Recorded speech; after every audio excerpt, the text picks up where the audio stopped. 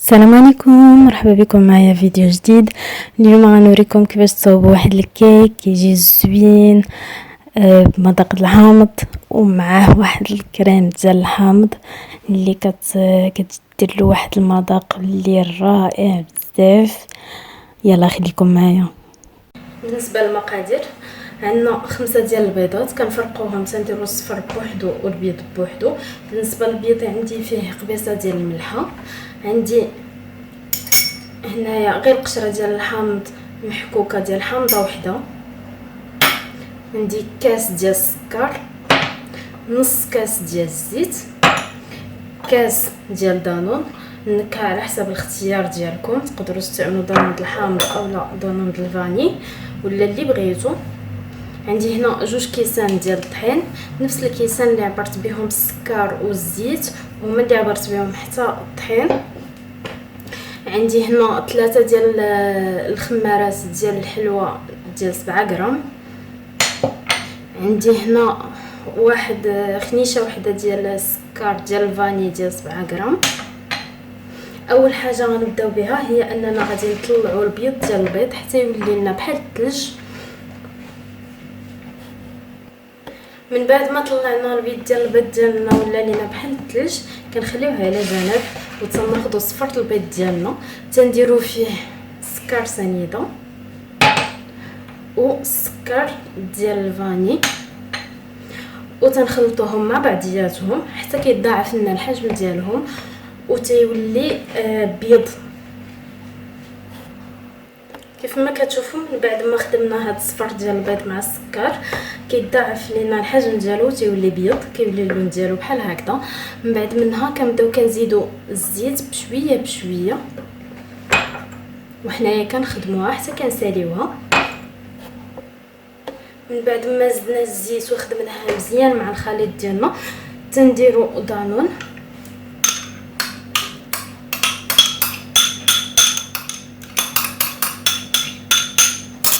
وتنخدموه مزيان مع هذا الخليط. بعد ما خدمنا دانون مزيان مع هذا الخليط ديالنا تنزيدوا هاد القشور ديال الحامض محكوكين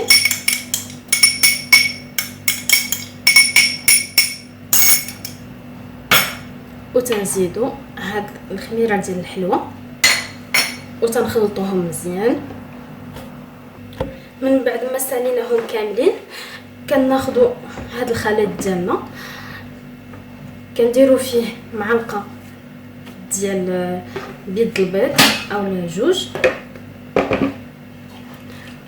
ونفس الكميه اللي درنا كنزيدوها ديال الطحين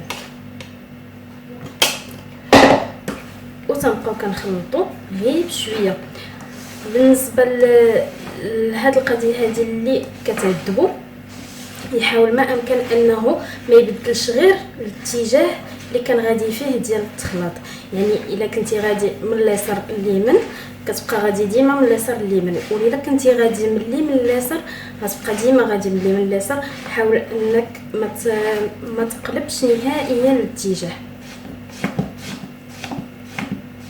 بهذه الطريقه هذه. انا ما بدلتش كاع الاتجاه باش ما كيهبطش لينا الخليط ديالنا. كنكملوا بهذه الطريقه هذه حتى كنساليو العجين كامل.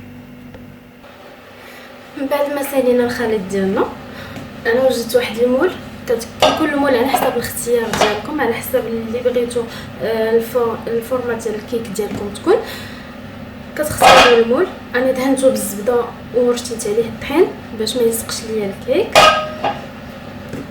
بالنسبه كيف قلت لكم على حسب العجين، كيف قلت لكم في الفيديو ديال الكاطو اللي صوبت، بان باش تعرفوا بان الخليط ديالكم راه واجد ومزيان انه ما تيقطعش ملي كتهزوه بحال هكا، كتعرفوا بانكم مخلطينه مزيان، بان الخليط ديالكم هو هذاك.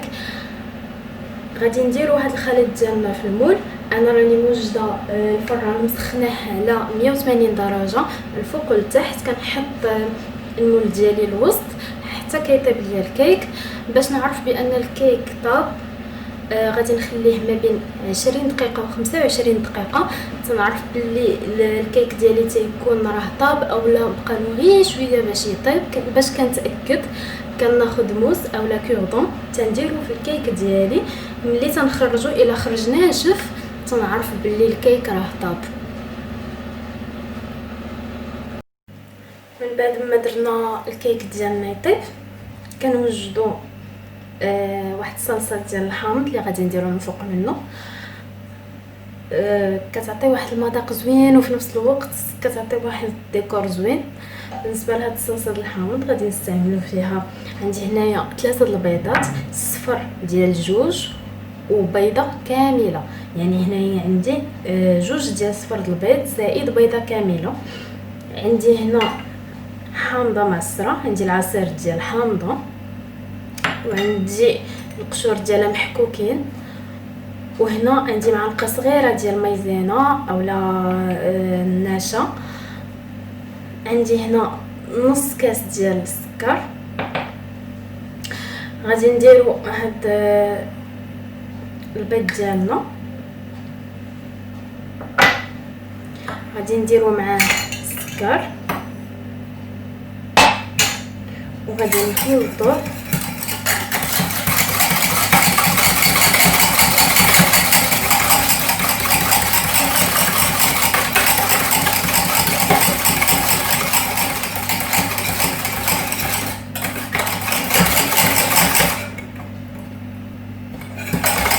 من بعد ما خلطناه نسيت ما قلت لكمش، عندي هنايا معلقه صغيره ديال الزبده بحراره المطبخ. من بعد ما تنخلطوه مزيان تنضيفو عليه هاد القشور ديال الحامض والعصير ديال الحامضه.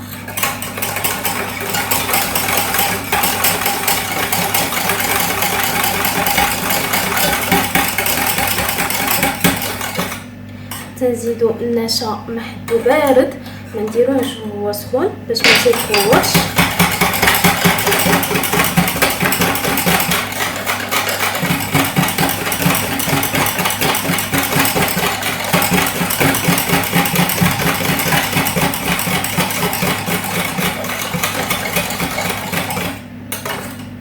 صافي كنخليو الزبده هي الاخرى، تنديروه فوق البوطه غير واحد شويه، ما نخليوهش حتى يعقد ونرجع لكم. من بعد ما درتو شويه من فوق البوطه كيف ما شفتوا ما عقدش ليا بزاف، عاد كنضيف عليه هاد الزبده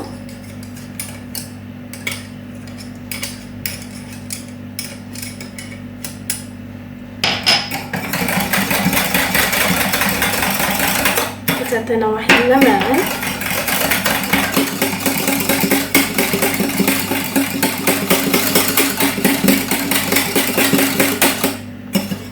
كيف ما شفتوا كيولي ليا بهذا الشكل.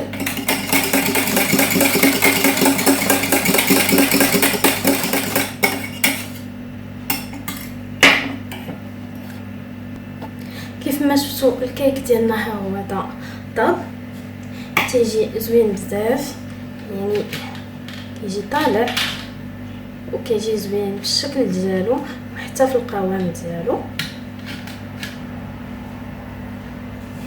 موراها تناخذوا هاد الصلصه اللي صوبنا وتنبداو كنديروها من الفوق،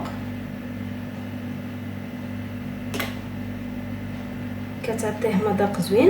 من بعد ما خلينا الكيك ديالنا كيستقطر مع لاصوص الحامض اللي درنا فيه، كندوزو باش اننا كنصاوبو شويه ديال الميرانك غير للتزيين. كيبقى اختياري، بغيتو تصوبوه كتصاوبوه، ما بغيتوش على خاطركم كيبقى اختياري التزيين. وفي نفس الوقت الميرانك كيعجب الناس كاملين تقريبا. بالنسبه للميرانك عندي هنايا 2 ديال بيض البيض، دايره فيهم شويه ديال الملحه وتنطلعوه حتى كيقرب انه يولي لنا بحال الثلج، وعاد كنبداو كنضيفوا السكر بشويه بشويه. كيف ما شفتوا ملي كيولي لنا البيض البيض ديالنا بهذا الشكل هذا، يعني مازال ما تقالش بزاف، مازال ما ولاش بحال الثلج بزاف، مازال مرغويشي شويه. كنبداو كنضيفوا ليه السكر بشويه بشويه وحنايا تنخدموه. من بعد ما كنخدموا الميرانغ ديالنا بهذه الطريقه هذه كيف ما شفتوا كيجي لامع بهذا الشكل هذا، كيجي فيه واحد اللمعان، وفي نفس الوقت كيدير لنا هذا المنقار هذا كيسميوه المنقار ديال الطير، كيجي بهذه الطريقه هذه. كنعرفوا بلي الميرانغ ديالنا راه واجد. من بعد ما صوبنا الميرانغ ديالنا كنديروه في واحد ورق الزبده، كناخذ ورق الزبده وتنديروا شكيلات اللي بغينا بالجبن الحلواني. انا درتهم صغيورين بحال هكا لانني غادي نزين بهم الكيك ديالي. كيبقى نتوما على حسب الاختيار ديالكم، ممكن ديروهم كبار اولا صغار. بالنسبه لكيفاش ديروا طيبوهم، انا تنكون ديجا دابا مع صوبت الكيك، كيكون الفران ديالي سخون، يعني كنكون سخناه على 180 درجه، تندخلهم في 180 درجه لمده ديال 5 دقائق.